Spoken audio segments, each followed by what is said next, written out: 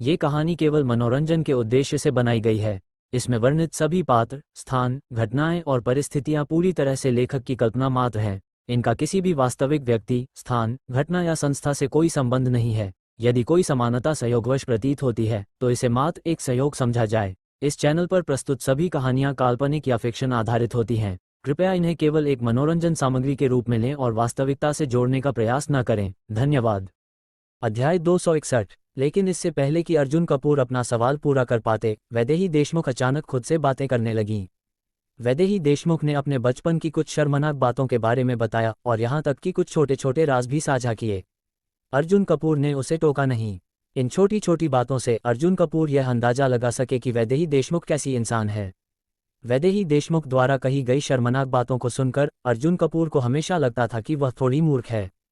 लेकिन अब अर्जुन कपूर को एक बात की पूरी तरह पुष्टि हो गई थी, वैदेही देशमुख वह चालाक इंसान नहीं है जो दूसरों को छलकर अपना फायदा उठाए। हालांकि अर्जुन कपूर को अभी भी यह जांचना था कि क्या वह उसके साथ सहयोग कर सकते हैं। आखिरकार यह एक बहुत महत्वपूर्ण मामला था। जब वैदेही देशमुख अपनी बात समाप्त कर चुकी तो अर्जुन कपूर ने तुरंत मुख्य प्रश्न पूछा। बॉस, वैदेही के पास इतनी कम उम्र में इतनी बड़ी जागीर और शक्ति है। उनकी पहचान और पृष्ठभूमि इतनी आसान नहीं हो सकती, है ना? पिछली बार अर्जुन कपूर ने किसी से सुना था कि वैदेही देशमुख की पृष्ठभूमि बहुत साधारण नहीं है, इसलिए वह इस अवसर का उपयोग करके और अधिक जानना चाहते थे। अर्जुन वास्तव में बहुत समझदार हैं और हाँ, मेरी कुछ पृष्ठभूमि तो है, लेकिन वैदेही देशमुख ने बिना सोचे तुरंत जवाब दिया। लेकिन जब वैदेही देशमुख सबसे महत्वपूर्ण बात बताने वाली थी, तभी उनकी युवा हाउसकीपर रंगिनी शर्मा अचानक अंदर आ गई और उनकी बात बीच में ही रोक दी। रंगिनी शर्मा ने पहले से ही नशे में धुत वैदेही देशमुख को और अर्जुन कपूर को, जो बिल्कुल भी नशे में नहीं लग रहे थे, देखकर सतर्कता से उनकी ओर देखा। अगर बॉस नशे में रहकर कोई गुप्त बात बता दे या कुछ अनुचित कर दे तो ये बहुत गलत हो सकता था। रंगिनी शर्मा तुरंत आगे बढ़ी, पहले वैदेही देशमुख के कपड़े ठीक किए और फिर अर्जुन कपूर की ओर माफी भरी नजरों से देखा। मुझे बहुत खेद है अर्जुन, हमारी बॉस ने थोड़ी ज्यादा पी ली है और थोड़ी असभ्य हो गई हैं। कृपया उन्हें क्षमा करें। कोई बात नहीं, अर्जुन कपूर ने हाथ हिलाते हुए कहा। वैदेही देशमुख ने अपनी गरिमा नहीं खोई, बल्कि उसने खुद ही अपनी कुछ जानकारी दे दी। वैसे अर्जुन, हमारी बॉस नशे में हैं। अगर उन्होंने कुछ भी कहा हो तो वह केवल बकवास होगी। कृपया इसे गंभीरता से न लें। रंगिनी शर्मा ने फिर से जोड़ा। बकवास कैसी? वाक ने ज्यादा नहीं पी। जो कुछ भी वाक ने कहा वह सच है। लेकिन रंगिनी शर्मा के लिए परेशानी की बात यह थी कि जैसे ही उसने अपनी बात पूरी की, वैदेही देशमुख ने तुरंत उसका खंडन कर दिया और पूरी ईमानदारी से कहा, अर्जुन, आप ही देखिए। रंगिनी शर्मा और भी असहाय हो गईं। अर्जुन कपूर हल्के से मुस्कुराए। हालांकि वैदेही देशमुख की पहचान और पृष्ठभूमि का प्रश्न रंगिनी शर्मा के आने से बाधित हो गया, लेकिन फिर भी अर्जुन कपूर को इस बार बहुत कुछ हासिल हुआ। सबसे पहले उन्होंने वैदेही देशमुख के व्यक्तित्व को समझ लिया और यह भी कि वह उन्हें इतना महत्व क्यों देती है। और वैसे ही उन्होंने एक टॉप लेवल शराब पीने वाले को भी खोज लिया जो हजारों गिलास शराब पीकर भी नशे में नहीं होता। आज रात की स्थिति को देखते हुए टॉप लेवल शराब पीने की क्षमता और हजारों गिलास शराब पीकर भी नशे में न होना वास्तव में बहुत महत्वपूर्ण है। इसके अलावा उन्हें एक शक्तिशाली सहयोगी भी मिल सकता है। अर्जुन, आप भी नशे में हैं और गाड़ी नहीं चला सकते। कृपया किसी को आपके लिए कार में बिठाने के लिए भेज दें।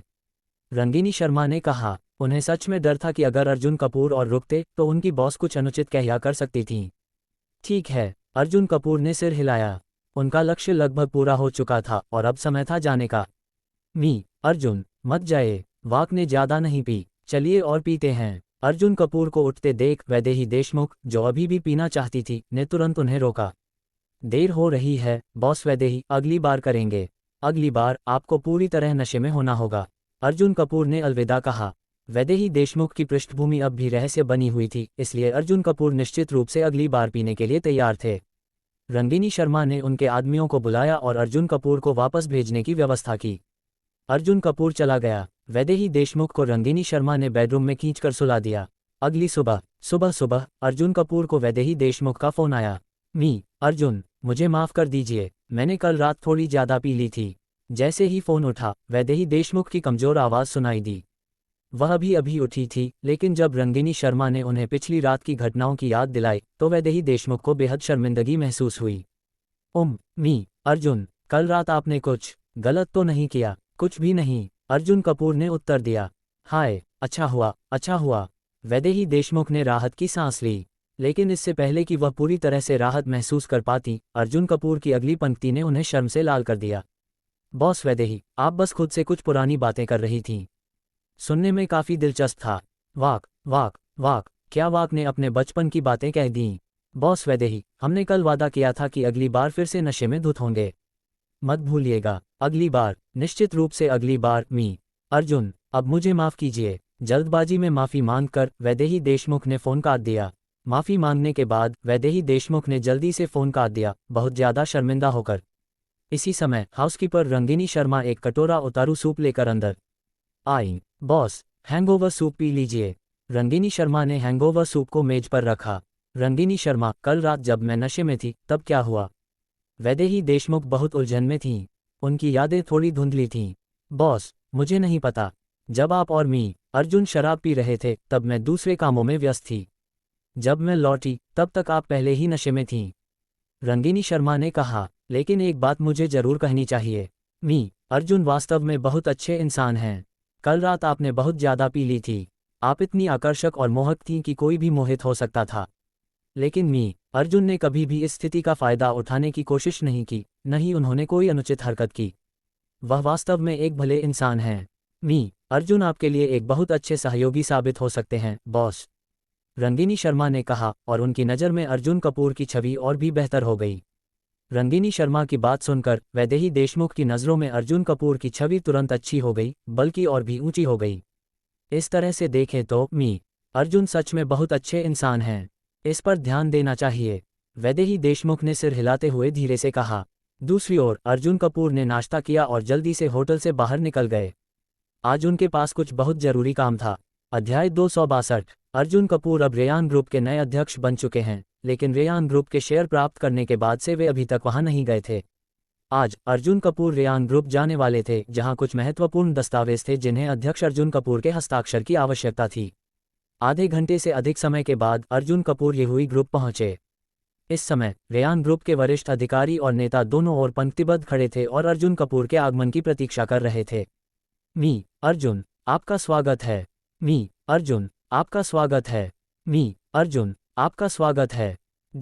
जैसे ही अर्जुन कपूर कार से बाहर निकले, रेयान ग्रुप के वरिष्ठ अधिकारियों ने झुककर उनका स्वागत किया। अर्जुन कपूर ने सिर हिलाया और भीड़ के बीच से सीधे कंपनी के अंदर चले गए। अर्जुन कपूर कॉन्फ्रेंस रूम में पहुंचे और रेयान ग्रुप के वरिष्ठ अधिकारियों से संक्षिप्त रूप से परिचय किया और कुछ देर बातचीत की। बाद में अर्जुन कपूर अध्यक्ष के कार्यालय में आए और उन दस्तावेजों पर हस्ताक्षर किए। मी अर्जुन, यहाँ एक निमंत्रण है। एक वरिष्ठ अधिकारी ने दरवाजा खटखटाया और अर्जुन कपूर को एक निमंत्रण सौंपा, जो देखने में अत्यंत महत्वपूर्ण लग रहा था। हैदराबाद फेग्यून वित्तीय शिखर सम्मेलन का निमंत्रण। निमंत्रण पत्र पर लिखे नाम को देखकर अर्जुन कपूर को कुछ दिलचस्पी हुई। ये हैदराबाद फेग्यून वित्तीय शिखर सम्मेलन क्या है? अर्जुन कपूर ने वरिष्ठ अधिकारी की ओर देखा। बॉस, ये हैदराबाद के वित्तीय जगत द्वारा आयोजित एक पार्टी है। इसमें हैदराबाद के वित्तीय उद्योग के सभी बड़े नाम और अमीर लोग आमंत्रित होते हैं। यह एक पुनर्तः एलीट सभा होती है। वरिष्ठ अधिकारी ने अर्जुन कपूर को संक्षेप में जानकारी दी। हर बार कंपनी के अध्यक्ष और कुछ उपाध्यक्षों को निमंत्रण मिलता है। रेयान ग्रुप हैदराबाद में स्थित है और यहाँ की एक मजबूत कंपनी मानी जाती है, इसलिए शीर्ष प्रबंधन को स्वाभाविक रूप से आमंत्रित किया जाता है। तो ऐसा है। अर्जुन कपूर ने सिर हिलाया, निमंत्रण खोला और देखा कि फेग्यून वित्तीय शिखर सम्मेलन का समय आज रात 7 बजे निर्धारित था। देखा जा सकता है आज रात उनकी कोई योजना नहीं थी, इसलिए वे इस वित्तीय शिखर सम्मेलन में भाग लेने का मन बना चुके थे। यह उनके लिए फायदेमंद हो सकता था। निमंत्रण स्वीकार करने के बाद अर्जुन कपूर ने रेयान ग्रुप के विभिन्न कार्यों को निपटाना शुरू किया। दोपहर में जैसे ही अर्जुन कपूर ने अंतिम दस्तावेज पर हस्ताक्षर किए, कुछ लंबित कार्य आखिरकार निपटाए गए। सिस्टम का इनाम। डिंग 52वीं स्तर की दूरी को तोड़ते हुए इनाम तिवारी ग्रुप के 5% शेयर प्राप्त हुए, जिससे आप तिवारी ग्रुप के दूसरे सबसे बड़े शेयरधारक बन गए। शेयर अधिग्रहण अनुबंध आपके अध्ययन कक्ष में रखा गया है, कृपया ध्यान दें। इस बार सिस्टम ने अर्जुन कपूर को तिवारी ग्रुप के शेयरों से पुरस्कृत किया। इसके अतिरिक्त अर्जुन कपूर पहले से ही तिवारी ग्रुप के 10% शेयर रखते थे, जिससे वे आधिकारिक रूप से तिवारी ग्रुप के दूसरे सबसे बड़े शेयरधारक बन गए। लेकिन सिर्फ 10% शेयर रखने से ही तिवारी ग्रुप का सबसे बड़ा शेयरधारक बनना आसान नहीं था। असल में यह मामला इतना सरल नहीं था। आने वाले दिनों में कुछ और सिस्टम इनाम मिलने के बावजूद फिलहाल अर्जुन कपूर तिवारी ग्रुप के सबसे बड़े शेयरधारक नहीं थे। क्योंकि तिवारी ग्रुप का सबसे बड़ा शेयरधारक लुई वुइटन ग्रुप था, जो दुनिया की सबसे बड़ी लग्जरी वस्त्र कंपनी थी, और उसके पास तिवारी ग्रुप के अधिकांश शेयर थे। जब कभी अर्जुन कपूर के शेयर 50% से अधिक हो जाएंगे, तभी वे लुई वुइटन ग्रुप को पीछे छोड़ पाएंगे। हालांकि लुई वुइटन ग्रुप जैसी विशाल कंपनी से तिवारी ग्रुप के शेयर प्राप्त कर लेना ही अपने आप में एक बड़ी उपलब्धि थी। काम खत्म करने के बाद और कुछ अरबों की कमाई के साथ अर्जुन कपूर रेयान ग्रुप से एक अच्छे मूड में बाहर निकले और रात के खाने के लिए चले गए। दोपहर में अर्जुन कपूर वायुपुंज सुपरकार एसोसिएशन पहुंचे। कल अर्जुन कपूर ने अपने एक व्यक्ति को सूचना जारी करने के लिए कहा था कि वायुपुंज सुपरकार एसोसिएशन नए सदस्य भर्ती कर रहा है और कोएनिग्सेक कंपनी के मालिक के बारे में जानकारी दी गई थी। जैसे ही अर्जुन कपूर अपनी कार चलाकर वहां पहुंचे, उन्होंने देखा कि एसोसिएशन के बाहर कई सुपरकारें खड़ी थीं, जो पहले से 2-3 गुना अधिक थीं। उनमें ज़्यादातर फरारी, लैम्बोर्गिनी जैसी गाड़ियां थीं और कुछ तो 10 मिलियन युआन से अधिक कीमत की स्पोर्ट्स कारें भी थीं। अर्जुन कपूर ने संतोषपूर्वक सिर हिलाया। इसी दौरान बाहर से सुपरकारों का एक काफिला तेजी से वहां आया, जिसकी मंशा कुछ ठीक नहीं लग रही थी। इस काफिले से 20 से अधिक लोग निकले और उनमें सबसे आगे एक तेजतर्रार युवक खड़ा था। ये सुपरकार काफिला फ्यूरी सुपरकार एसोसिएशन का था, जो हैदराबाद की 6 प्रमुख सुपरकार एसोसिएशनों में से एक थी। फ्यूरी सुपरकार एसोसिएशन हैदराबाद की चौथे स्थान की सुपरकार एसोसिएशन थी और वायुपुंज सुपरकार एसोसिएशन से ऊपर थी। और जो सामने खड़ा था, वह था Pankaj Chauhan, Fury supercar association का उपाध्यक्ष। चलो देखते हैं, वायुपुंज सुपरकार एसोसिएशन का नया अध्यक्ष बनने के बाद इनकी हिम्मत कितनी बढ़ गई है कि वे हमारी फ्यूरी सुपरकार एसोसिएशन के खिलाफ जाने की हिम्मत कर रहे हैं। पंकज चौहान ने अपने पीछे खड़े लोगों की ओर देखा और एक ठंडी मुस्कान के साथ कहा। इसके बाद उसने हाथ हिलाया और अपनी टीम के साथ वायुपुंज सुपरकार एसोसिएशन के हॉल की ओर बढ़ गया। वायुपुंज सुपरकार एसोसिएशन के कुछ सदस्यों ने ये देखा और तुरंत अर्जुन कपूर को सूचित किया। कोई चाहे जो भी हो, अगर कोई टकराएगा तो उसे जवाब मिलेगा। इसके बाद अर्जुन कपूर अपनी टीम को लेकर बाहर निकले। अध्याय 263। दोनों की मुलाकात वायुपुंज सुपरकार एसोसिएशन के सामने हुई। तुम्हारे वायुपुंज सुपरकार एसोसिएशन के अध्यक्ष को कहो कि बाहर आए। जैसे ही वह पहुंचा, फ्यूरी सुपरकार एसोसिएशन के उपाध्यक्ष पंकज चौहान ने जोर से चिल्लाया, अभद्र, तुम हमारे अध्यक्ष को क्या कह रहे हो? तुम्हें क्या लगता है कि तुम हमारे अध्यक्ष के बारे में कुछ भी कह सकते हो? वायुपुंज सुपरकार एसोसिएशन के सदस्यों ने एक के बाद एक प्रतिक्रिया दी। बिल्कुल स्वाभाविक रूप से किसी ने अर्जुन कपूर का परिचय दिया। अर्जुन कपूर की पहचान जानने के बाद पंकज चौहान की आंखें तुरंत उस पर टिक गईं। ऊपर से नीचे तक पंकज चौहान ने अर्जुन कपूर को ध्यान से देखा। तो यही है, तुम तो पूरे 2 साल के भी नहीं लगते, सही कहा ना? एक ऐसा बच्चा जिसका अभी तक ठीक से बाल भी नहीं उगे, वह वास्तव में वायुपुंज सुपरकार एसोसिएशन का नया अध्यक्ष बन गया। तुम्हारे एसोसिएशन में सच में कोई नहीं बचा था क्या जो तुम्हें ढूंढ लिया? हा, ये तो बहुत मज़ेदार है। पंकज चौहान ने अपने पेट को पकड़कर जोर से हंसते हुए कहा। उपाध्यक्ष सही कह रहे हैं। मैंने सोचा था कि यह कोई 3 सिर और 6 हाथ वाला व्यक्ति होगा, लेकिन ये तो बस एक आम आदमी निकला जिसके सिर पर बाल भी नहीं उगे। ऐसे इंसान की हिम्मत कैसे हुई कि वह हमारे ताकतवर फ्यूरी सुपरकार एसोसिएशन के खिलाफ जाए? फ्यूरी सुपरकार एसोसिएशन के अन्य सदस्य भी उसकी बात से सहमत थे। उन्होंने अर्जुन कपूर को जरा भी गंभीरता से नहीं लिया। मुझे तुमसे ज्यादा बकवास नहीं करनी, मैं बस इतना पूछना चाहता हूँ, तुम्हें इतनी हिम्मत किसने दी कि तुम हमारे फ्यूरी सुपरकार एसोसिएशन के खिलाफ जाने की सोच रहे हो? पंकज चौहान ने सीधे सवाल किया। तुम्हारे फ्यूरी सुपरकार एसोसिएशन के खिलाफ जाना? हा, इतनी बड़ी बात मत करो। अर्जुन कपूर उनकी बातों से हंस पड़े। मैंने तुम्हारे एसोसिएशन के बारे में पहले कभी सुना भी नहीं और तुम कह रहे हो कि मैं तुम्हारे खिलाफ हूँ। तुम अपनी अहमियत कुछ ज्यादा ही नहीं समझ रहे, अर्जुन कपूर ने कहा। उनका लक्ष्य हैदराबाद सुपरकार एसोसिएशन का लीडर बनना था, तो फिर वह चौथे स्थान पर रहने वाले फ्यूरी सुपरकार एसोसिएशन की परवाह क्यों करेंगे? कमाल के आदमी हो, बहुत मोटी चमड़ी है तुम्हारी। हम फ्यूरी सुपरकार एसोसिएशन ने पूरी हैदराबाद में नए सदस्यों की भर्ती के लिए एक घोषणा जारी की, लेकिन कल तुमने भी एक घोषणा जारी कर दी। क्या ये हमारे फ्यूरी सुपरकार एसोसिएशन के खिलाफ जाना नहीं है और हमारे सदस्यों को छीनने की कोशिश नहीं है? ये और क्या है? पंकज चौहान ने ताना मारते हुए कहा। अर्जुन कपूर ने सिर हिलाया। उन्हें पहले तो लगा था कि कोई गंभीर बात हुई होगी, लेकिन ये सब सिर्फ नए सदस्यों की भर्ती के कारण था। तुम लोग अपनी अहमियत कुछ ज्यादा ही बढ़ा रहे हो। हम नए सदस्य इसलिए भर्ती कर रहे हैं क्योंकि हमारे पास कम लोग हैं, न कि तुम्हारे फ्यूरी सुपरकार एसोसिएशन की वजह से। तुम्हारा एसोसिएशन मेरे लिए इतना भी महत्वपूर्ण नहीं कि मैं उसे टारगेट करूं। अर्जुन कपूर ने हुक्म भरे अंदाज में हाथ हिलाया, जैसे कह रहे हों कि वे बेकार में समय बर्बाद न करें और वहां से चले जाएं। कम भक्त, ये लड़का बहुत घमंडी हो गया है। हमारा फ्यूरी सुपरकार एसोसिएशन तुम्हारे टारगेट के लायक नहीं। जरा ध्यान से देखो, यहाँ जितने नए लोग आए हैं उनमें से आधे पहले हमारे एसोसिएशन में शामिल होना चाहते थे।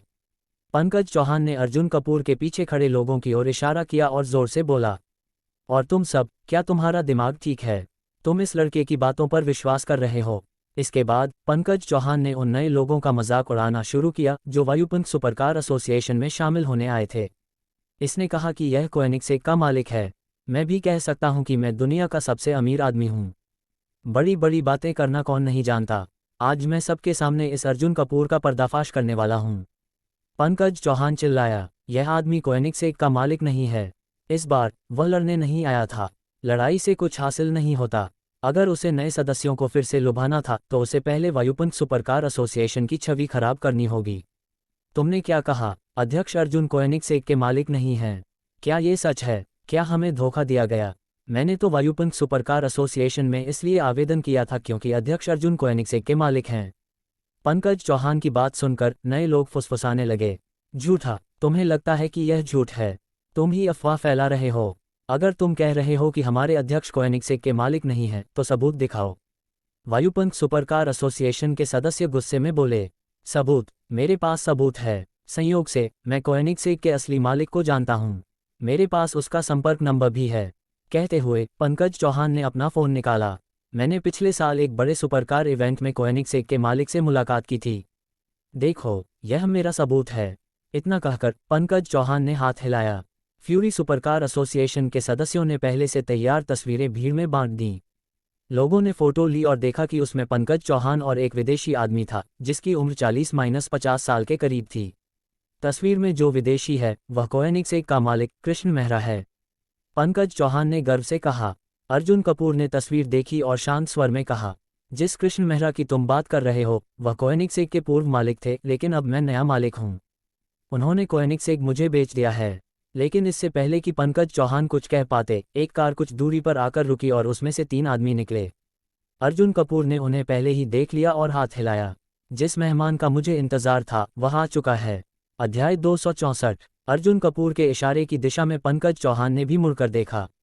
लेकिन जैसे ही उसने उन 3 लोगों में से एक के चेहरे को स्पष्ट रूप से देखा, वह मानो बिजली के झटके से जड़ हो गया। यह क्या ये वही कृष्ण मेहरा नहीं है जो कोएनिग्सेक का मालिक था? वह हैदराबाद क्यों आया? पंकज चौहान स्तब्ध रह गया। कृष्ण मेहरा, जो पहले कोएनिग्सेक के मालिक थे और अब पूरी दुनिया में अपनी ऊंचाई पर थे, अचानक हैदराबाद में एक छोटे से वायुपुंज सुपरकार एसोसिएशन में क्यों आए? ये पूरी तरह से असंगत था। पंकज चौहान इसे समझ नहीं पाया। केवल पंकज चौहान ही नहीं, बल्कि वहां मौजूद अन्य लोग भी इन 3 विदेशी पुरुषों को देखकर चौंक गए और तुरंत पहचान गए कि उनमें से एक कोएनिग्सेक के पूर्व मालिक कृष्ण मेहरा थे। आखिरकार पंकज चौहान द्वारा दिखाई गई तस्वीर अभी भी सभी के दिमाग में ताज़ा थी। कृष्ण मेहरा तेजी से अर्जुन कपूर की ओर बढ़े और अर्जुन कपूर भी आगे बढ़कर उनसे हाथ मिलाने के लिए तैयार थे। इससे पहले कृष्ण मेहरा ने अर्जुन कपूर से संपर्क किया था। उन्होंने हैदराबाद आकर उनके साथ कोएनिग्सेक के आधिकारिक ट्रांसफर अनुबंध पर हस्ताक्षर करने की योजना बनाई थी, इसलिए उन्होंने अर्जुन कपूर से उनका पता पूछा। तब अर्जुन कपूर ने उन्हें वायुपुंज सुपरकार एसोसिएशन का पता दिया था। आज सुबह जब अर्जुन कपूर येहुई ग्रुप में थे, उन्होंने कृष्ण मेहरा का एक संदेश प्राप्त किया जिसमें कहा गया था कि वे दोपहर 3 बजे तक हैदराबाद पहुंचेंगे। इसीलिए अर्जुन कपूर आज एसोसिएशन में उनका इंतजार कर रहे थे। अर्जुन कपूर ने जानबूझकर कृष्ण मेहरा को यहां बुलाया था ताकि उनके नाम और पहचान का उपयोग कर वायुपुंज सुपरकार एसोसिएशन को और अधिक प्रतिष्ठित और प्रभावशाली बनाया जा सके और हैदराबाद की 6 प्रमुख सुपरकार एसोसिएशनों में शीर्ष स्थान पर पहुंचाया जा सके। कोएनिग्सेक के नाम के साथ वायुपुंज सुपरकार एसोसिएशन का स्तर तेजी से बढ़ना निश्चित था। प्रियमी, अर्जुन, क्या हम अनुबंध पर हस्ताक्षर करें? जैसे ही वह पहुंचे, कृष्ण मेहरा ने अंग्रेजी में कहा। ठीक है। अर्जुन कपूर ने सिर हिलाया और फिर कृष्ण मेहरा वायुपुंज सुपरकार एसोसिएशन के अंदर चले गए। वायुपुंज सुपरकार एसोसिएशन के सदस्य और नए आवेदक भी उनके पीछे पीछे चल दिए। बाहर केवल पंकज चौहान और फ्यूरी सुपरकार एसोसिएशन के सदस्य ही रह गए। पंकज चौहान अभी भी यह नहीं समझ पा रहा था कि कृष्ण मेहरा यहाँ क्यों आए हैं। आखिरकार बिना कोई शर्म महसूस किए पंकज चौहान अपने लोगों को लेकर वायुपुंज सुपरकार एसोसिएशन के अंदर चला गया। सम्मेलन कक्ष में जैसे ही उसने प्रवेश किया, उसने देखा कि अर्जुन कपूर और कृष्ण मेहरा एक सम्मेलन कक्ष में बैठे थे। कक्ष के सामने 2 बड़े बैनर लगे थे। कोएनिग्सेक कंपनी ट्रांसफर समारोह, उसका अंग्रेजी अनुवाद भी था। वहीं अर्जुन कपूर और कृष्ण मेहरा दस्तावेजों को पढ़ रहे थे और हस्ताक्षर करने के लिए तैयार थे। ये दृश्य देखकर पंकज चौहान और फ्यूरी सुपरकार एसोसिएशन के सदस्य हैरान रह गए और एक एक करके हक्का बक्का हो गए। वे अविश्वास से दोनों बैनरों की ओर देखने लगे और पूरी तरह से स्तब्ध रह गए। अगर कुछ समय पहले वे ये दावा कर रहे थे कि अर्जुन कपूर कोएनिग्सेक के मालिक नहीं थे, तो अब जब वे दस्तावेजों पर हस्ताक्षर कर रहे थे, ये पूरी तरह से सत्यापित हो चुका था। यह कोई धोखा नहीं था, यह कोई झूठी प्रचार रणनीति नहीं थी। अर्जुन कपूर वास्तव में कोएनिग्सेक के नए मालिक थे। एक ही क्षण में पंकज चौहान का चेहरा सफ़ेद पड़ गया और उसने शर्मिंदगी महसूस की। अब वह खुद एक मस्खरा बन चुका था। भविष्य में वह पूरे हैदराबाद सुपरकार जगत में एक मजाक बन सकता था और शायद फिर कभी अपनी छवि सुधार नहीं पाएगा।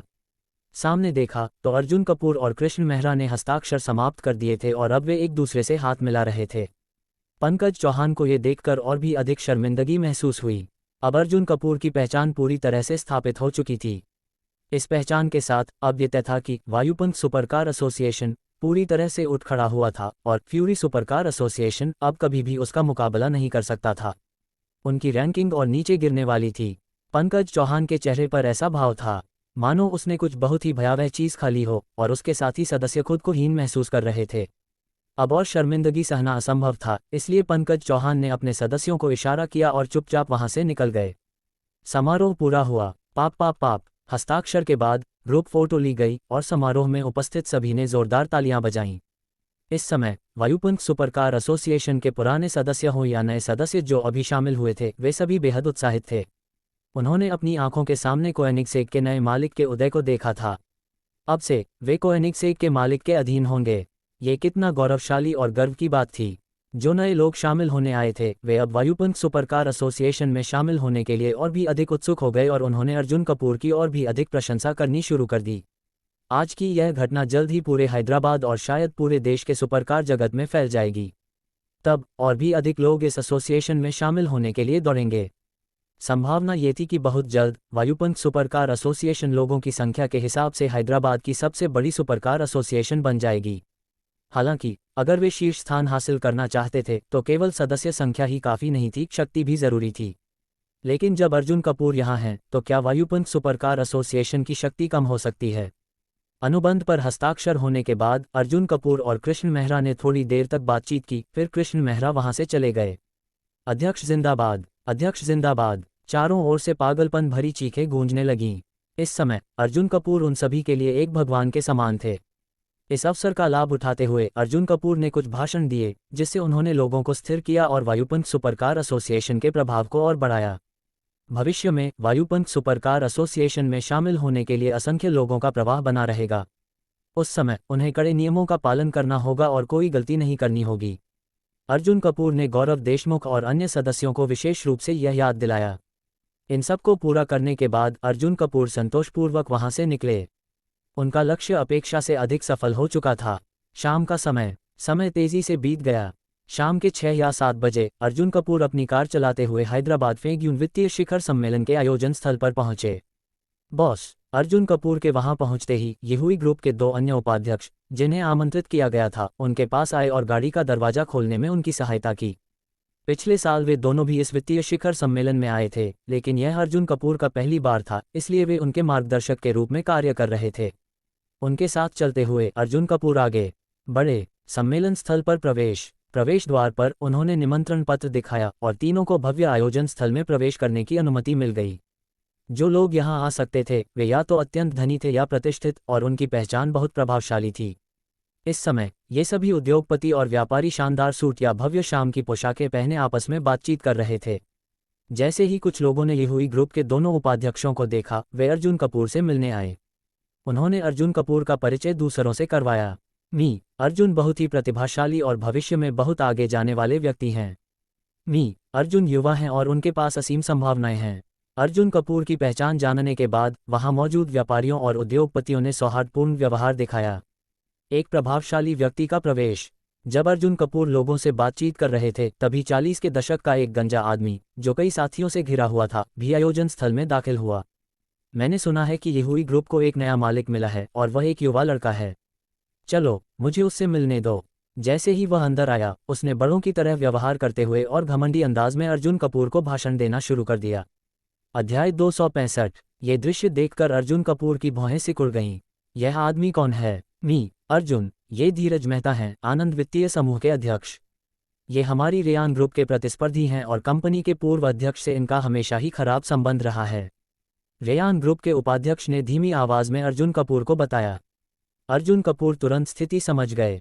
धीरज मेहता आगे बढ़े और अर्जुन कपूर का मूल्यांकन करने लगे। बॉस अर्जुन, आप बहुत युवा हैं। अगर रेयान ग्रुप आपके हाथों में चला गया है तो मुझे डर है कि। धीरज मेहता के इतना कहते ही कई अन्य मेहमानों ने उनकी हाँ में हाँ मिलाते हुए बात आगे बढ़ाई। मुझे तो समझ नहीं आता कि रेयान ग्रुप के वरिष्ठ अधिकारियों ने क्या सोचकर यह निर्णय लिया। अध्यक्ष धीरज तो फिर भी विनम्रता दिखा रहे हैं। डरने की क्या बात है? रेयान ग्रुप का तो अब पूरी तरह पतन निश्चित है। बॉस अर्जुन मुश्किल से 20 साल के लगते हैं। उन्होंने शायद ही कभी कोई बड़ी व्यावसायिक चुनौती देखी होगी। क्या ऐसा व्यक्ति रेयान ग्रुप को संभाल सकता है? उनकी बातें पूरी होते ही रेयान ग्रुप के करीबी ग्राहकों ने तुरंत इसका विरोध किया और देखते ही देखते दोनों पक्षों में बहस छिड़ गई। सिस्टम की अधिसूचना। डिंग। मिशन जारी। धीरज मेहता को यह एहसास कराओ कि उम्र के आधार पर किसी की क्षमता को आंकना गलत है और उसे सबक सिखाओ। मिशन पुरस्कार। रेयान ग्रुप के 6% शेयर। मिशन पुरस्कार 138 अनुभव अंक। अर्जुन कपूर ने तुरंत सिस्टम मिशन का विश्लेषण किया। उसी समय जैसे ही विवाद बढ़ रहा था, एक मध्य आयु वर्ग का प्रभावशाली व्यक्ति वहां तेजी से आया। उस व्यक्ति को देखते ही बहस करने वाले दोनों समूह अचानक चुप हो गए और धीरज मेहता तुरंत अपनी अहंकारी मुद्रा बदलकर विनम्र हो गए। ये व्यक्ति कोई और नहीं बल्कि आज के वित्तीय शिखर सम्मेलन के आयोजक, हैदराबाद के एक बड़े उद्योगपति जगदीश बैनर्जी थे। यहाँ सभी लोग व्यापारिक संबंधों को सुधारने के लिए आए हैं। इस तरह आपस में भिड़ना सही नहीं है। जगदीश बैनर्जी ने शांत स्वर में कहा। जगदीश बिल्कुल सही कह रहे हैं। धीरज मेहता ने तुरंत हामी भरते हुए कहा और उनके स्वर में अब पहले जैसी घमंड नहीं थी। अन्य सभी लोगों ने भी जगदीश बैनर्जी से सहमति जताई और कोई बहस करने की हिम्मत नहीं की। पहली बार मुलाकात। ये कौन है? जगदीश बैनर्जी ने चारों ओर देखा और आखिरकार उनकी नज़र अर्जुन कपूर पर पड़ी। उन्होंने कई वित्तीय शिखर सम्मेलन आयोजित किए थे और आमतौर पर वहां मौजूद अधिकतर लोगों को जानते थे, लेकिन अर्जुन कपूर उनके लिए अजनबी थे। इतने युवा होने के कारण वे वहां कुछ अलग ही लग रहे थे। जगदीश, ये हमारे रेयान ग्रुप के नए मालिक अर्जुन कपूर हैं। रेयान ग्रुप के उपाध्यक्ष ने जल्दी से उनका परिचय करवाया। ओह! जगदीश बैनर्जी अचानक दिलचस्पी लेने लगे। रेयान ग्रुप एक मजबूत कंपनी थी, लेकिन उन्हें यह उम्मीद नहीं थी कि इस समय उसका अध्यक्ष एक युवा व्यक्ति होगा। नमस्कार, मैं Jagdish Banerjee, Banerjee capital management group का अध्यक्ष। जगदीश बैनर्जी ने विनम्रता से हाथ बढ़ाया। नमस्कार, अर्जुन कपूर, रेयान ग्रुप का अध्यक्ष। दोनों ने एक दूसरे से हाथ मिलाया जिससे उनका औपचारिक परिचय पूरा हुआ।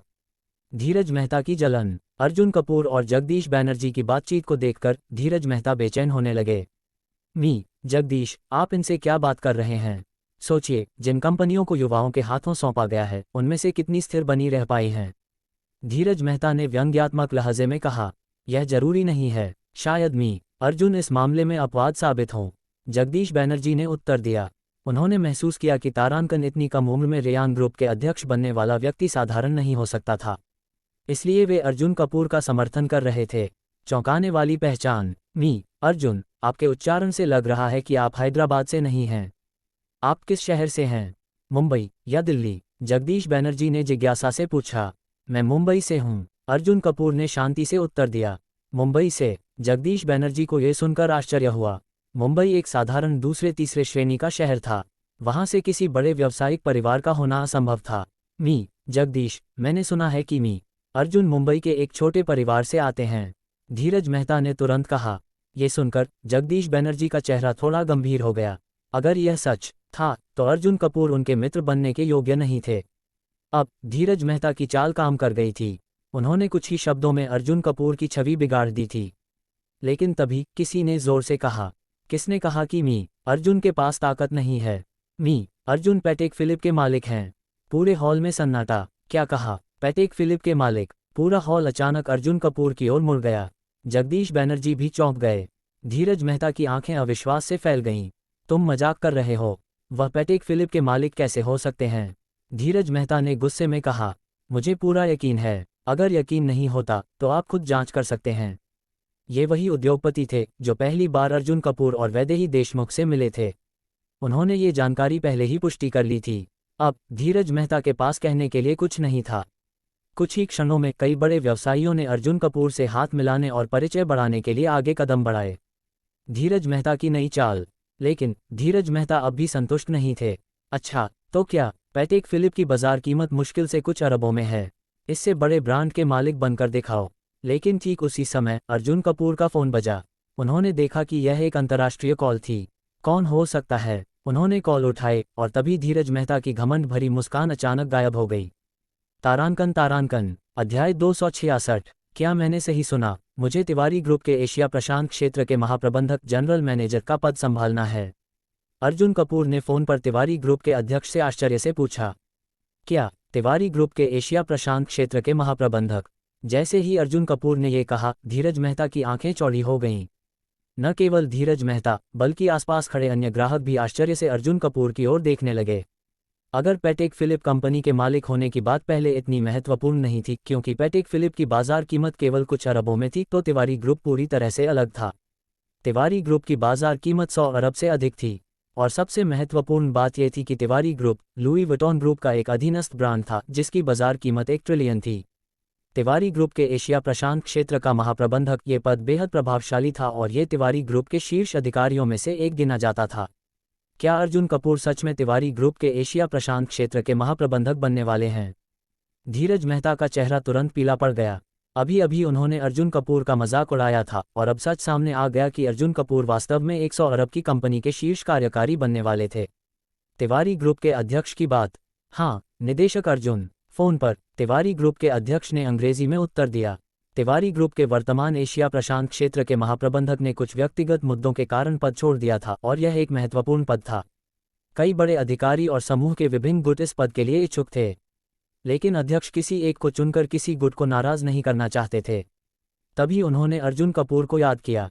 अर्जुन कपूर तिवारी ग्रुप के दूसरे सबसे बड़े शेयरधारक थे और साथ ही कंपनी के उपाध्यक्ष भी थे। अगर वे इस पद को संभालते तो कोई अन्य गुट इसका विरोध नहीं कर सकता था। इसके अलावा अर्जुन कपूर विदेशी निवेशक की तरह थे और किसी भी आंतरिक गुट से नहीं जुड़े थे। इस तरह ये निर्णय किसी गुट को नाराज भी नहीं करता और एक संतुलित समाधान बन जाता। अर्जुन कपूर का निर्णय। निदेशक अर्जुन, आप भी हमारे समूह के दूसरे सबसे बड़े शेयरधारक हैं। कंपनी के हित सीधे तौर पर आपसे जुड़े हैं। ये पद अभी रिक्त है और हमें तत्काल किसी को नियुक्त करने की आवश्यकता है, वरना इससे कंपनी को बहुत नुकसान होगा। तिवारी ग्रुप के अध्यक्ष ने आग्रह किया। अगर आप इसे स्थायी रूप से नहीं लेना चाहते तो आप इसे अस्थायी रूप से भी संभाल सकते हैं। जब तक हम किसी उपयुक्त व्यक्ति को नहीं ढूंढ लेते तब तक आप इस पद को देख सकते हैं।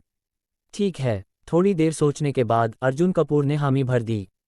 आखिरकार यह उनके स्वयं के हितों से संबंधित था। वह तिवारी ग्रुप के मुनाफे में कोई नुकसान नहीं देखना चाहते थे क्योंकि इससे उनकी व्यक्तिगत संपत्ति भी प्रभावित होती। इसके अलावा उनके पास पहले से ही कई बड़े पद थे, तो एक और पद जोड़ने से कोई फर्क नहीं पड़ता, बल्कि यह उनके लिए फायदेमंद ही साबित हो सकता था। धन्यवाद निदेशक अर्जुन, आपने हमारी बहुत मदद की। अगर आपको कभी कोई समस्या हो तो बेझिझक मुझसे संपर्क करें, मैं आपकी पूरी सहायता करूंगा। तिवारी ग्रुप के अध्यक्ष ने बार बार आभार प्रकट किया। शक्ति का प्रभाव। फोन काटने के बाद अर्जुन कपूर सोच में पड़ गए। तभी जगदीश बैनर्जी ने उनकी ओर देखा और बोले, अर्जुन, मैंने सही सुना, आप तिवारी ग्रुप से भी जुड़े हुए हैं। पैटेक फिलिप के मालिक होने से ही अर्जुन कपूर पहले से प्रभावशाली थे, लेकिन अगर वे तिवारी ग्रुप से भी जुड़े थे तो ये तो बिल्कुल अविश्वसनीय था। हाँ, मैं तिवारी ग्रुप का दूसरा सबसे बड़ा शेयरधारक और उपाध्यक्ष हूँ, और अब मैं तिवारी ग्रुप के एशिया प्रशांत क्षेत्र का महाप्रबंधक भी बन गया हूँ। अर्जुन कपूर ने यह बात एक साधारण तरीके से कही। क्या ये सुनकर पूरा हॉल स्तब्ध रह गया। तिवारी ग्रुप का दूसरा सबसे बड़ा शेयरधारक और उपाध्यक्ष, ये पद महाप्रबंधक से भी अधिक शक्तिशाली था। अर्जुन कपूर का बढ़ता प्रभाव। अर्जुन बहुत प्रतिभाशाली हैं, जगदीश बैनर्जी ने प्रशंसा की। अब उन्होंने अर्जुन कपूर को और अधिक महत्व देना शुरू कर दिया। युवा उस्ताद अर्जुन वास्तव में बहुत कुशल हैं। अर्जुन का तो कोई मुकाबला ही नहीं है, मैं सच में उनका प्रशंसक बन गया हूँ। बॉस अर्जुन, कृपया हमें भी अपना आशीर्वाद दें। अब जो लोग पहले अर्जुन कपूर की स्थिति को नज़रअंदाज कर रहे थे वे उनकी ओर दौड़ पड़े और उनसे दोस्ती करने की कोशिश करने लगे। आखिरकार तिवारी ग्रुप 100 अरब की कंपनी थी और इसके पीछे लुई विटॉन ग्रुप जैसी 1 ट्रिलियन की कंपनी थी। धीरज मेहता की हार। वहीं दूसरी ओर धीरज मेहता पूरी तरह से हिल चुके थे। तिवारी ग्रुप दूसरा सबसे बड़ा शेयरधारक और उपाध्यक्ष। धीरज मेहता ने अविश्वास में बुदबुदाया। अब उनकी पूरी घमंड भरी रणनीति विफल हो गई थी। उन्होंने जो ताने पहले दिए थे, अब वे उन्हीं पर भारी पड़ गए थे। धीरज मेहता का पलायन। अब और शर्मिंदा न होने के लिए धीरज मेहता सम्मेलन समाप्त होने से पहले ही वहां से भाग खड़े हुए। सिस्टम का इनाम। डिंग। मिशन पूरा। धीरज मेहता को यह सिखाना कि उम्र के आधार पर किसी की शक्ति का मूल्यांकन नहीं करना चाहिए। बधाई हो, रेयान ग्रुप के 6% शेयर प्राप्त हुए। शेयर अधिग्रहण अनुबंध आपके होटल में रखा गया है, कृपया जांचें। बधाई हो, 138 अनुभव अंक प्राप्त हुए। अब अर्जुन कपूर के पास रेयान ग्रुप के और भी अधिक शेयर हो गए थे, जिससे उनकी कुल संपत्ति में अरबों का इजाफा हो गया। सम्मेलन का अंत। इसके बाद जगदीश बनर्जी ने अर्जुन कपूर को मुख्य अतिथि सीट पर आमंत्रित किया। रात के खाने के दौरान अर्जुन कपूर ने कई महत्वपूर्ण व्यापारियों से मुलाकात की। एक ही रात में उनकी नेटवर्किंग और संपर्क तेजी से बढ़ गए, और इस तरह अर्जुन कपूर का एक और नया और शक्तिशाली अध्याय शुरू हुआ। अध्याय 267। डिंग। 53वें दिन के अलगाव पर इनाम, लाभ और हानि विश्लेषण कार्ड प्राप्त हुआ। लाभ और हानि विश्लेषण कार्ड। यह क्या है? अर्जुन कपूर बेहद आश्चर्यचकित थे। ये पहली बार था जब सिस्टम में इतना अनोखा कार्ड आया था। जिज्ञासा से अर्जुन कपूर ने कार्ड के विवरण पर क्लिक किया। लाभ और हानि विश्लेषण कार्ड ये भविष्यवाणी कर सकता है कि आपका व्यापार लाभ में रहेगा या हानि में, और कितना लाभ या हानि होगी। यह क्या कमाल की चीज़ है! जब अर्जुन कपूर ने इस कार्ड की विशेषताओं को जाना तो वे दंग रह गए। ये तो भविष्य को देखने के समान था। व्यापार में अक्सर अनिश्चितता होती है और लाभ या हानि का अनुमान नहीं लगाया जा सकता। लेकिन इस लाभ और हानि विश्लेषण कार्ड की मदद से वे पहले ही देख सकते थे कि कोई व्यापारिक योजना लाभदायक होगी या नहीं। अगर व्यापार लाभ देगा तो कितना, और यदि हानि होगी तो कितनी। इससे अर्जुन कपूर किसी भी बड़े नुकसान से बच सकते थे। ये लगभग भविष्यवाणी करने जैसा ही था। बस एक फ़र्क था, ये कार्ड केवल व्यवसाय से संबंधित मामलों पर काम करता था और किसी अन्य चीज़ के लिए उपयोग नहीं किया जा सकता था। लेकिन ये काफ़ी शक्तिशाली था। ये सोचते हुए अर्जुन कपूर ने तुरंत सिस्टम बैकपैक खोला और इस लाभ और हानि विश्लेषण कार्ड को देखा। यह एक बहुत ही महत्वपूर्ण चीज़ थी और अर्जुन कपूर इसे केवल अत्यधिक महत्वपूर्ण क्षणों में ही उपयोग करना चाहते थे, कम से कम 10 अरब या उससे अधिक की राशि के निवेश से पहले। अगर यह केवल 1-2 अरब के निवेश के लिए उपयोग किया जाए तो ये पूरी तरह से बेकार चला जाएगा। मुझे वाकई यह सिस्टम इनाम पसंद है। वायुपंख सुपरकार एसोसिएशन का दौरा। दोपहर में अर्जुन कपूर ने समय निकालकर वायुपंख सुपरकार एसोसिएशन का निरीक्षण किया।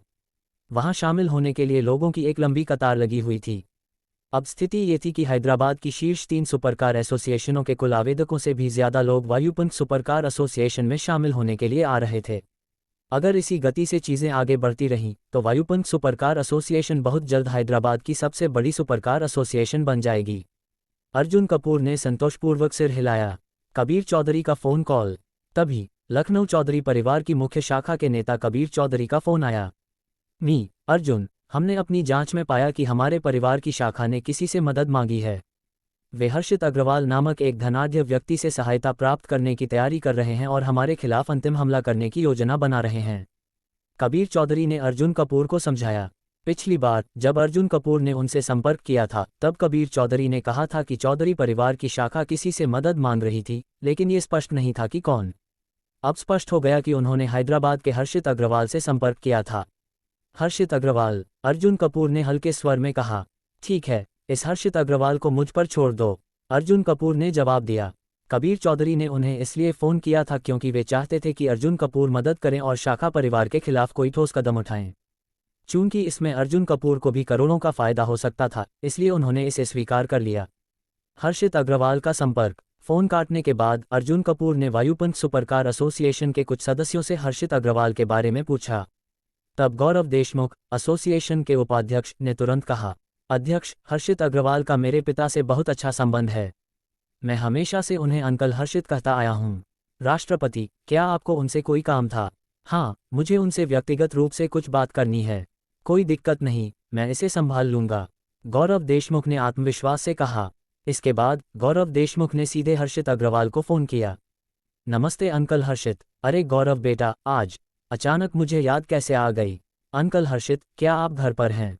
मुझे आपसे एक ज़रूरी बात करनी थी। हाँ, मैं घर पर ही हूँ, आ जाओ, हर्षित अग्रवाल ने तुरंत सहमति दे दी। फ़ोन काटने के बाद गौरव देशमुख ने अर्जुन कपूर की ओर देखा और मुस्कुराते हुए कहा, अध्यक्ष, काम हो गया। अगर उन्होंने सीधे कह दिया होता कि अर्जुन कपूर उनसे मिलना चाहते हैं तो हर्षित अग्रवाल शायद मना कर देते। इसलिए गौरव देशमुख ने जरा चतुराई से काम लिया। अध्यक्ष, मैं आपको वहां ले चलता हूं। इसके बाद गौरव देशमुख ने कार निकाली और अर्जुन कपूर को लेकर हर्षित अग्रवाल के विला की ओर चल पड़े। इस बीच हर्षित अग्रवाल के विला में इसी समय हर्षित अग्रवाल अपने विला में कबीर चौधरी से मुलाकात कर रहे थे। तुम्हारी बातों में दम है, ये काम मुझे सौंप दो। वह अर्जुन कपूर, मैं उसे देख लूंगा। आखिरकार वह सिर्फ कोलकाता प्रांत का एक अमीर आदमी है, मेरे सामने वह कुछ भी नहीं है। हर्षित अग्रवाल ने कबीर चौधरी को विश्वास दिलाया। अचानक हुई मुलाकात, तभी विला का दरवाजा खुला और अर्जुन कपूर तथा गौरव देशमुख अंदर आ गए। अर्जुन कपूर, कबीर चौधरी आश्चर्य से चौंक गए। क्या यही अर्जुन कपूर है? हर्षित अग्रवाल भी अवाक रह गए। वह तो अभी सोच रहे थे कि अर्जुन कपूर से निपटने की योजना बनाएंगे, लेकिन अर्जुन कपूर खुद चलकर उनके दरवाजे पर आ गया। अंकल हर्षित, क्या आप हमारे अध्यक्ष को जानते हैं? गौरव देशमुख ने आश्चर्य से पूछा। परिचय की कोई जरूरत नहीं, मैं इसे जानता हूं, यह मेरा दुश्मन है, हर्षित अग्रवाल ने मुस्कुराते हुए कहा। क्या? गौरव देशमुख चौंक गए। इस बीच अर्जुन कपूर ने कबीर चौधरी की ओर देखा और कहा, तो तुम लखनऊ चौधरी परिवार की शाखा के आदमी हो? हाँ, मैं कबीर चौधरी हूँ। लेकिन अर्जुन, तुम सोच रहे हो कि हमारी शाखा पर नियंत्रण पा लोगे? ये तुम्हारी भूल है। अब अर्जुन कपूर ने कुछ ऐसा कहा जिसने सभी को हिलाकर रख दिया। अध्याय 268। बॉस हर्षित ने तुम्हें वादा किया, लेकिन ये तब की बात है जब वह मुझे और मेरी पहचान को नहीं जानते थे। जब वह मुझे जानेंगे तब शायद वह अपना फैसला बदल दें। अर्जुन कपूर ने कहा, जो लोग केवल कमजोरों को दबाने और ताकतवरों से डरने वाले होते हैं, उनका रवैया बदलना बहुत आसान होता है। जैसे ही अर्जुन कपूर ने यह कहा, पूरे कमरे में पूर्ण शांति छा गई। लेकिन ये शांति ज्यादा देर तक नहीं टिकी, क्योंकि कबीर चौधरी अचानक हंसने लगे। अर्जुन कपूर, तुम बहुत मजाकिया हो। तुम मजाक के रूप में भी सच्चाई बोलते हो। तुम्हें लगता है कि हर्षित अग्रवाल तुम्हें जानने के बाद अपना फैसला बदल देंगे? क्या तुम खुद को कोई महान राजा समझते हो? कबीर चौधरी को लगा कि अर्जुन कपूर बढ़ा चढ़ाकर बात कर रहे हैं। हर्षित अग्रवाल ने भी ठंडी नजरों से अर्जुन कपूर की ओर देखा और नाक चढ़ाकर कहा, गौरव, तुम्हें मुझसे क्या काम था? और तुम मेरे घर एक बाहरी आदमी को क्यों लाए हो? हर्षित अग्रवाल ने गौरव देशमुख से सवाल किया। हालांकि दोनों एक दूसरे को अंकल भतीजे कहकर बुलाते थे, लेकिन उनकी असल रिश्तेदारी कुछ खास नहीं थी। अंकल हर्षित, हमारे अध्यक्ष अर्जुन रेयान ग्रुप के एक बड़े शेयरधारक हैं। आपकी तरह वह भी हैदराबाद के वित्तीय उद्योग में कार्यरत हैं, इसलिए वह कोई बाहरी व्यक्ति नहीं है। गौरव देशमुख ने बातचीत को सहज करने की कोशिश की। रेयान ग्रुप के शेयरधारक? हर्षित अग्रवाल को थोड़ा दिलचस्पी हुई। अगर तुम चाहते हो कि मैं चौधरी परिवार के मामले में हस्तक्षेप करूं, तो यह संभव है। चौधरी परिवार की मुख्य शाखा ने मुझे 1 अरब का इनाम देने का वादा किया है। अगर अध्यक्ष अर्जुन इससे अधिक दे सकते हैं, तो मैं तुम्हारी मदद कर सकता हूं। हर्षित अग्रवाल ने स्पष्ट रूप से सौदा करने की पेशकश की। वह एक व्यापारी थे और उनका मुख्य ध्यान लाभ पर था। अगर अर्जुन कपूर ज्यादा पैसे देते तो वे मुख्य शाखा का साथ छोड़कर उनकी मदद करने के लिए तैयार थे। कबीर चौधरी यह सुनकर घबरा गए। अधिक पैसे देने, यह मेरा विचार नहीं है। अर्जुन कपूर ने सिर हिला दिया। उन्हें पहले ही मुख्य शाखा से 7 अरब का इनाम मिल रहा था। अगर वह 1 अरब हर्षित अग्रवाल को दे देते तो उनके पास केवल 1 अरब ही बचता, जो कि काफी कम था। अगर यही बात है तो फिर कृपया वापस चले जाएं। हर्षित अग्रवाल ने सीधा निष्कासन का आदेश दिया। अचानक अर्जुन कपूर का सवाल, रुको, मैंने सुना कि हर्षित भी वित्तीय उद्योग में है, तो फिर मैंने आपको कल रात फेंग्यून वित्तीय शिखर सम्मेलन में क्यों नहीं देखा? अर्जुन कपूर ने सीधे सवाल किया। हर्षित अग्रवाल थोड़ा बचकाना महसूस करने लगे।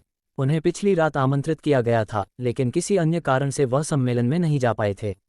क्या तुम कह रहे हो कि तुमने फेंग्यून वित्तीय शिखर सम्मेलन में भाग लिया था? हर्षित अग्रवाल को इस पर कोई विशेष प्रतिक्रिया नहीं हुई। आखिरकार रेयान ग्रुप का शेयरधारक आमंत्रित होना कोई असामान्य बात नहीं थी।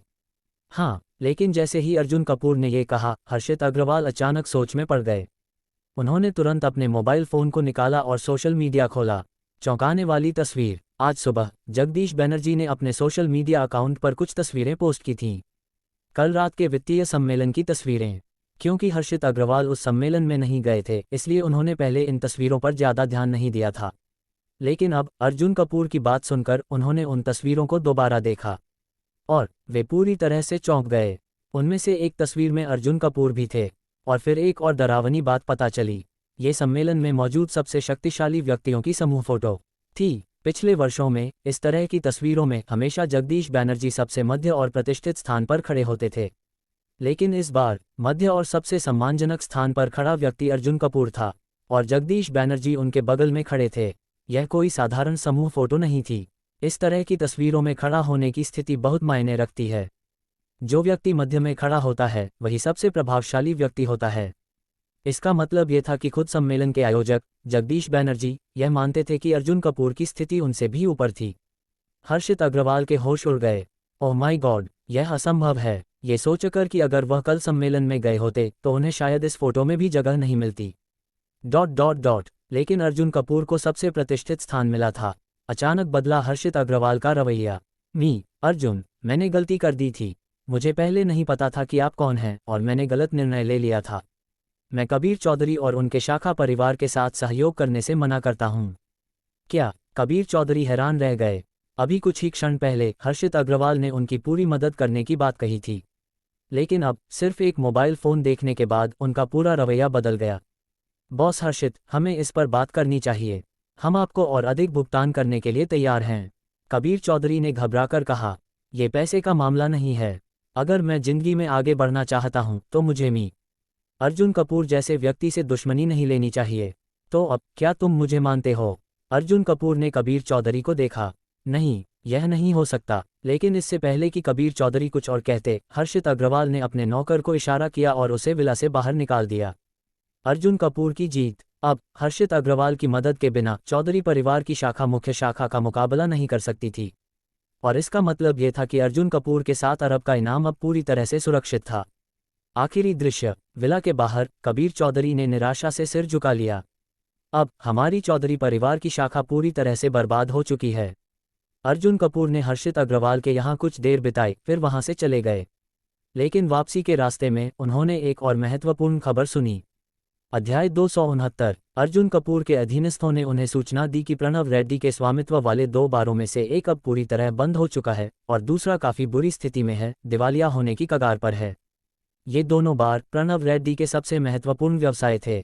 अगर ये दोनों बार खत्म हो गए तो ये प्रणव रेड्डी के लिए एक बहुत बड़ा झटका होगा। अधीनस्थों की रिपोर्ट सुनने के बाद अर्जुन कपूर ने सिर हिलाया। ये वाकई अच्छी खबर है। अगर प्रणव रेड्डी का आखिरी बार पहले ही संकट में है तो क्यों ना हम इसे पूरी तरह से खत्म कर दें, अर्जुन कपूर ने रहस्यमयी मुस्कान के साथ कहा। इसके बाद अर्जुन कपूर ने हेलेंस बार के नए प्रबंधक से सीधा संपर्क किया। तुरंत घोषणा करो कि आने वाले कुछ दिनों तक हेलेंस बार में सभी ड्रिंक्स पर भारी छूट मिलेगी। इसके अलावा हमारे हेलेंस बार के नियमित ग्राहकों से संपर्क करो और उन्हें बताओ कि अगर वे मियामी क्लब बार के किसी नियमित ग्राहक को हमारे यहाँ लाते हैं तो उन्हें 10,000 रुपये तक के फ्री कूपन दिए जाएंगे। कोई ऑनलाइन लिमिट नहीं होगी, अर्जुन कपूर ने आदेश दिया। मियामी क्लब बार का पतन शुरू। Miami club bar Pranav Reddy का अंतिम बचा हुआ बार था। अर्जुन कपूर की योजना थी कि आज रात ही इस बार को खत्म कर दिया जाए। इसके अलावा हेलेंस बार जैसे लग्जरी बार में ड्रिंक्स की कीमत और मुनाफा पहले से ही बहुत ऊंचा था। अगर वे केवल 10% छूट भी देते हैं तो उन्हें कोई खास नुकसान नहीं होगा, और वैसे भी अर्जुन कपूर के लिए ये रकम कुछ भी नहीं थी। समझ गया बॉस। हालांकि हेलेंस बार के नए प्रबंधक को ये समझ नहीं आया कि अर्जुन कपूर ऐसा क्यों कर रहे हैं, फिर भी उन्होंने बिना कोई सवाल किए आदेश का पालन किया। कुछ ही समय में हेलेंस बार की छूट की खबर पूरे हैदराबाद के बार सर्कल में फैल गई। हजारों ग्राहक ये सुनकर बेहद उत्साहित हो गए और मियामी क्लब बार के कई नियमित ग्राहक भी अब हेलेंस बार की ओर जाने लगे। इसके अलावा हेलेंस बार के कर्मचारियों ने भी अपने नियमित ग्राहकों से संपर्क किया और उन्हें बताया कि अगर वे मियामी क्लब बार के किसी नियमित ग्राहक को हेलेंस बार में लाते हैं तो उन्हें इनाम मिलेगा। मियामी क्लब बार पर अंतिम हमला। इसके बाद अर्जुन कपूर ने अपने आदमियों को मियामी क्लब बार के स्टाफ, मैनेजर और बारटेंडर को भी लुभाने का आदेश दिया। हम प्रणव रेड्डी को पूरी तरह अकेला छोड़ देंगे। उस रात जो मियामी क्लब बार पहले हमेशा ग्राहकों से भरा रहता था अब पूरी तरह से सुनसान हो चुका था। इतने बड़े बार में सिर्फ कुछ ही ग्राहक बचे थे। मियामी क्लब बार पहले ही दिवालिया होने की कगार पर था और अब जब उसके ग्राहक भी चले गए तो ये पूरी तरह से खत्म हो गया। बार के जनरल मैनेजर को अब कोई रास्ता नहीं दिख रहा था। वह तुरंत प्रणव रेड्डी को फोन लगाने लगा। प्रणव रेड्डी का गुस्सा, ये कैसे हो सकता है? प्रणव रेड्डी आश्चर्यचकित रह गए। अगर मियामी क्लब बार भी बंद हो गया तो यह मेरे लिए बहुत बड़ा झटका होगा। आखिर हुआ क्या है? प्रणव रेड्डी ने पूछा। मियामी क्लब बार के जनरल मैनेजर ने बताया कि हेलेंस बार ने अचानक इस हमले की शुरुआत की थी। हेलेंस बार ने ऐसा क्यों किया? उन्होंने हमेशा हमारे साथ सामान्य संबंध बनाए रखे थे, अब अचानक वे हमारे बार पर हमला क्यों कर रहे हैं? प्रणव रेड्डी पूरी तरह से भ्रमित हो गए। हेलेंस बार पहले से ही हैदराबाद का सबसे बड़ा बार था, फिर वे अचानक से उनके छोटे से बार को निशाना क्यों बना रहे थे? बॉस, मुझे नहीं पता। हेलेंस बार के नए मालिक ने शायद हमसे व्यक्तिगत दुश्मनी निकालने के लिए ये किया है, मियामी क्लब बार के जनरल मैनेजर ने कहा। लेकिन तभी प्रणव रेड्डी को एक झटका लगा। तुमने अभी क्या कहा? हेलेंस बार के मालिक का नाम क्या है? प्रणव रेड्डी ने अचानक पूछा। अर्जुन कपूर। क्या? अब प्रणव रेड्डी को सब कुछ समझ में आ गया। हेलेंस बार का मालिक वही दुष्ट अर्जुन कपूर है। प्रणव रेड्डी गुस्से में दांत पीसने लगे। अब ये स्पष्ट था कि अर्जुन कपूर ने ही उनके पहले बार को बंद करवाया था, और अब अर्जुन कपूर उनके आखिरी बार को भी खत्म करने वाले थे।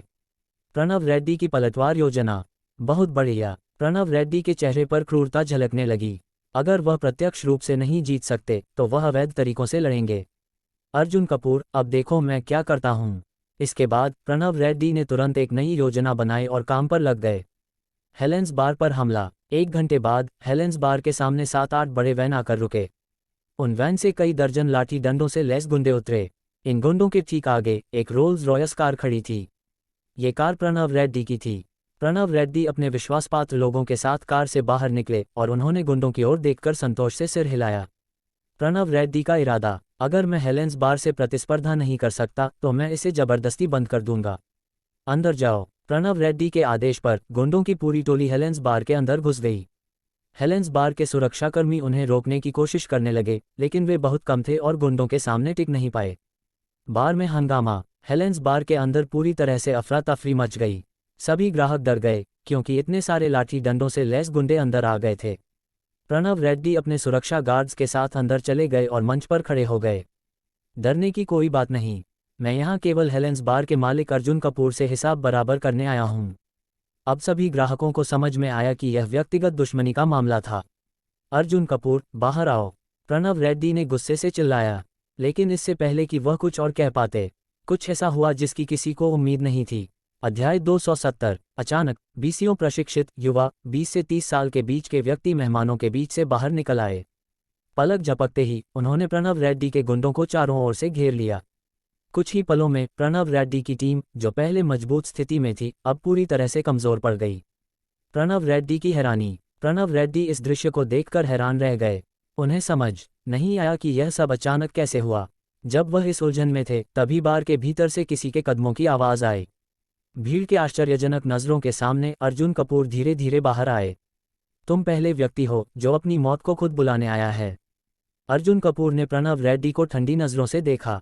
सौभाग्य से अर्जुन कपूर पहले से तैयार थे। कुछ दिन पहले ही उन्होंने नवरक्षा सिक्योरिटी ग्रुप के सर्वश्रेष्ठ अंगरक्षकों को हैदराबाद बुला लिया था। आज रात दुश्मन को सतर्क न करने के लिए अर्जुन कपूर ने इन अंगरक्षकों को ग्राहकों के रूप में बार में तैनात कर दिया था, और यह योजना सफल रही। अब प्रणव रेड्डी और उनके गुंडे पूरी तरह फंस चुके थे। प्रणव रेड्डी की हताशा। वाह अर्जुन, तुम सच में चालाक निकले। प्रणव रेड्डी ने गहरी सांस ली। उन्हें अंदाजा नहीं था कि अर्जुन कपूर पहले से तैयारी कर चुके होंगे। लेकिन क्या तुम ये सोचते हो कि सिर्फ इतनी चालाकी से तुम मुझे झुका सकते हो?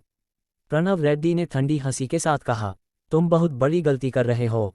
तुम अभी जानोगे कि मुझे और हमारे रेड्डी परिवार को नाराज करना तुम्हारी जिंदगी की सबसे बड़ी भूल थी। तैयार हो जाओ। दर्शन पाटिल की एंट्री। टाइगर भैया। जैसे ही प्रणव रेड्डी ने यह कहा, बार के बाहर से एक और समूह आ गया। इस बार इस गिरोह का नेतृत्व एक ताकतवर आदमी कर रहा था, जिसके दोनों बाजुओं पर टैटू बने हुए थे। यह आदमी लगभग 40 साल का था और बेहद खतरनाक दिख रहा था। जैसे ही उसने बार में कदम रखा, कई ग्राहक डर से पीछे हट गए। अरे, ये तो टाइगर भैया हैं। कमाल है। प्रणव रेड्डी ने टाइगर भैया को बुला लिया। अब तो अर्जुन कपूर की खैर नहीं। भीड़ में से कई लोग डर से फुसफुसाने लगे। जो भी दर्शन पाटिल टाइगर भैया को पहचानते थे, वे घबराहट में पीछे हट गए। टाइगर भैया हैदराबाद के सबसे कुख्यात गैंगस्टर में से एक थे। प्रणव रेड्डी की चाल। टाइगर भैया, आपने आने की जहमत उठाई। प्रणव रेड्डी ने दर्शन पाटिल का स्वागत किया।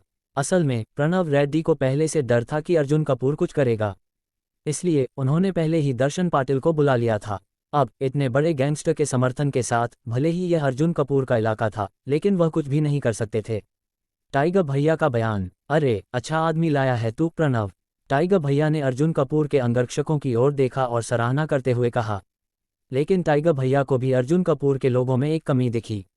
देख, मैं यूं ही किसी के साथ दुश्मनी नहीं करता। बस तुम अर्जुन कपूर यहाँ घुटनों पर बैठकर प्रणव रेड्डी से माफ़ी मांग लो और उसे थोड़ा मुआवजा दे दो, फिर यह मामला यहीं खत्म हो जाएगा। टाइगर भैया ने ठंडे स्वर में कहा। अर्जुन कपूर का पलटवार, क्या तुमने कुछ गलत नहीं कहा? अर्जुन कपूर ने जवाब दिया, हा, तुम मुझसे बहस कर रहे हो। अर्जुन कपूर, तुम्हें शायद नहीं पता कि तुम किससे बात कर रहे हो। टाइगर भैया पूरे हैदराबाद के सबसे बड़े गैंगस्टर हैं। अगर उन्होंने चाहा तो तुम्हारा बार एक रात में बंद हो सकता है। प्रणव रेड्डी ने मजाक उड़ाते हुए कहा। टाइगर भैया की धमकी, सुना तुमने अर्जुन, अगर तुमने मेरी बात नहीं मानी तो इस बार को तहस नहस कर दूंगा। टाइगर भैया ने अपनी मुट्ठियां भींची और लड़ाई के लिए तैयार हो गए। बहुत दिनों से किसी को पीटा नहीं, अब हाथ साफ कर लेता हूं। टाइगर भैया जाने माने फाइटर थे। उन्होंने कई अवैध मुक्केबाजी मुकाबले जीते थे और उनकी मुक्केबाजी कौशल बहुत ही खतरनाक थी। अर्जुन कपूर का पलटवार, क्या सच में? अर्जुन कपूर ने हल्की मुस्कान के साथ कहा। जैसे ही टाइगर भैया ने अपना मुक्का घुमाया, अर्जुन कपूर अचानक हिले और अगले ही पल अर्जुन कपूर का घूंसा सीधे टाइगर भैया के ठोड़ी पर जा लगा। धड़ाम, एक भारी धमाका हुआ और टाइगर भैया सीधे जमीन पर गिर गए। भीड़ में सन्नाटा छा गया। पूरा बार सन्न रह गया। ये कैसे हो सकता है? अर्जुन कपूर ने टाइगर भैया को एक ही घूंसे में गिरा दिया। टाइगर भैया के लोग पूरी तरह हिल गए। प्रणव रेड्डी और उनके गुंडे पत्थर की तरह जमे खड़े रह गए। अर्जुन कपूर की अंतिम चाल। अर्जुन कपूर आगे बढ़े और टाइगर भैया के सीने पर पैर रख दिया। अब क्या कहोगे टाइगर भैया? भीड़ दम साधे देख रही थी। आज की घटना हैदराबाद के पूरे अंडरवर्ल्ड को हिला सकती थी। और तभी अर्जुन कपूर ने कुछ ऐसा कहा जिसने पूरे बार को झकझोर कर रख दिया।